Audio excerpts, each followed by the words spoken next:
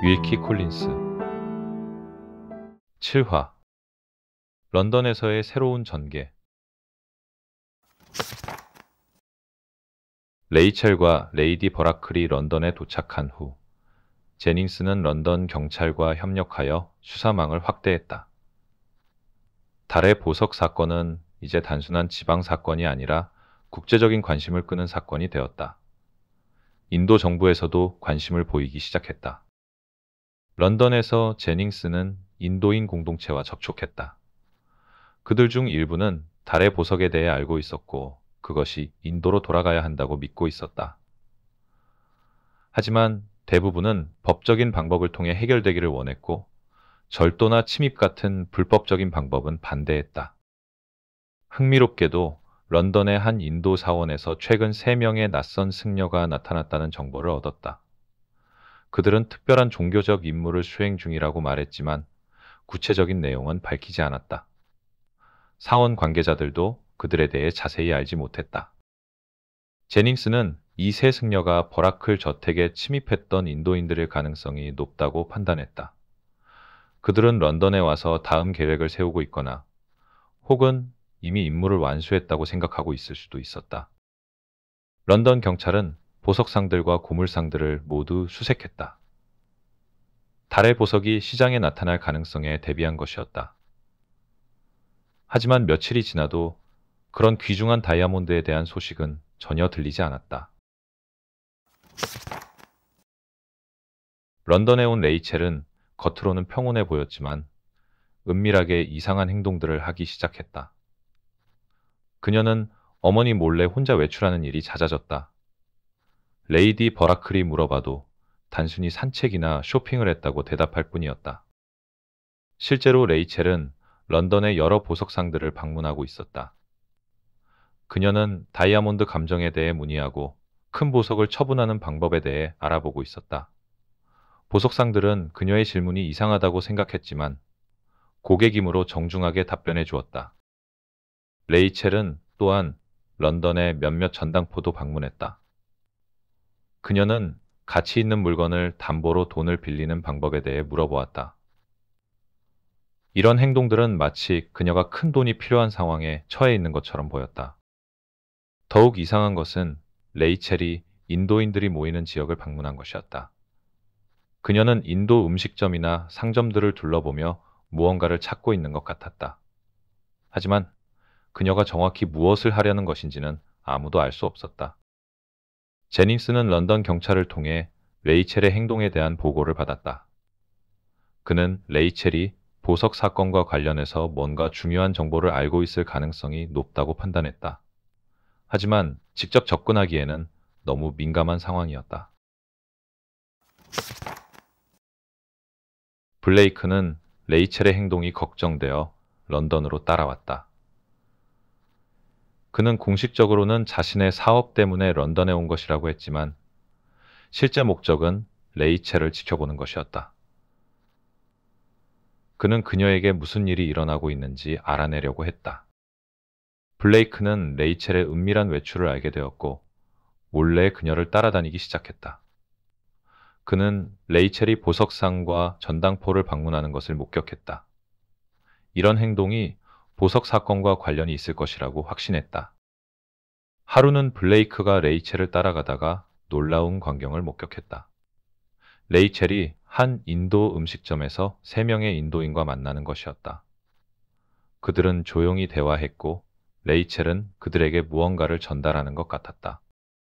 블레이크는 그 3명이 버라클 저택에 침입했던 사람들일 가능성을 생각했다.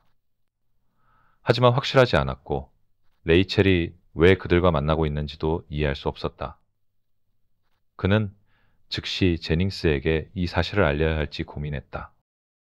하지만 블레이크는 레이첼을 보호하고 싶은 마음 때문에 망설였다.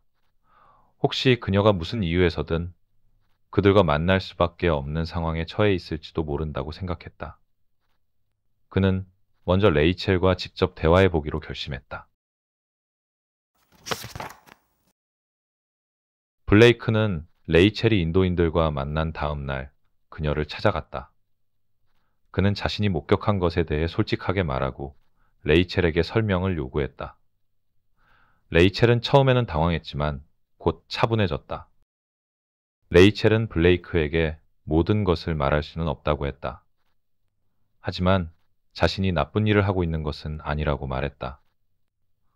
그녀는 단지 잘못된 일을 바로잡으려고 노력하고 있을 뿐이라고 설명했다. 블레이크는 레이첼의 말을 이해할 수 없었다. 그는 그녀에게 보석 사건과 관련된 것인지 물어봤다. 레이첼은 잠시 망설이다가 그렇다고 대답했다. 하지만 더 자세한 설명은 거부했다. 레이첼은 블레이크에게 자신을 믿어달라고 부탁했다. 그녀는 모든 것이 끝나면 설명해 주겠다고 약속했다. 하지만 지금은 아무에게도 말할 수 없다고 했다. 특히 경찰이나 제닝스에게는 절대로 말하지 말아달라고 간청했다. 블레이크는 갈등했다.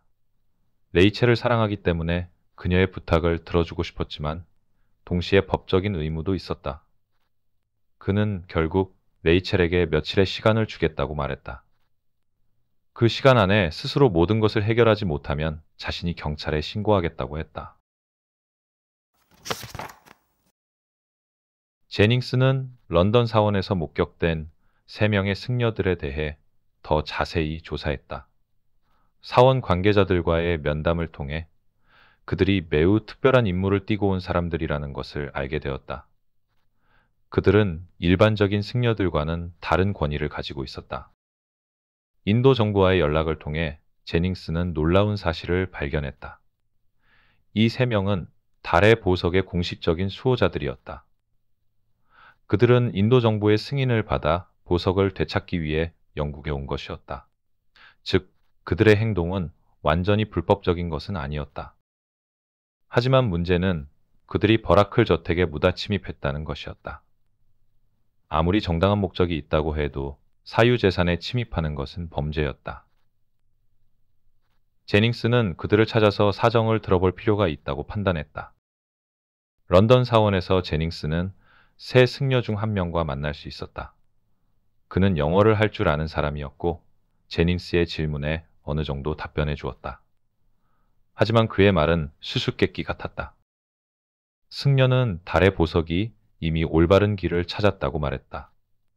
그것이 무슨 의미인지 제닝스가 물어봤지만 승려는 더 이상 말하지 않았다. 다만 곧 모든 것이 명확해질 것이라고만 했다. 제닝스의 수사팀은 런던에서 새로운 단서를 발견했다. 한 전당포에서 달의 보석과 유사한 특징을 가진 다이아몬드에 대한 문의가 있었다는 정보였다. 문의한 사람은 젊은 여성이었고 그 특징이 레이첼과 비슷했다.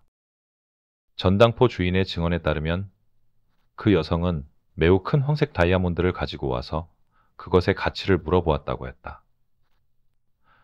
하지만 실제로 보석을 보여주지는 않았고 단순히 가정적인 질문이라고 했다고 전했다. 제닝스는 이것이 레이첼일 가능성이 높다고 판단했다. 하지만 그녀가 왜 그런 문의를 했는지는 여전히 수수께끼였다. 혹시 그녀가 보석을 가지고 있는 것일까? 아니면 다른 이유가 있는 것일까? 더욱 흥미로운 것은 그 전당포 근처에서 인도인들이 목격되었다는 것이었다. 마치 그들도 같은 정보를 찾고 있는 것 같았다. 이것은 레이첼과 인도인들 사이에 어떤 연관성이 있다는 것을 시사했다. 제닝스는 이제 확신했다. 레이첼이 이 사건의 핵심 열쇠를 쥐고 있다는 것을. 하지만 그녀에게 직접 접근하기에는 아직 증거가 부족했다. 그는 더 신중하게 접근해야 했다.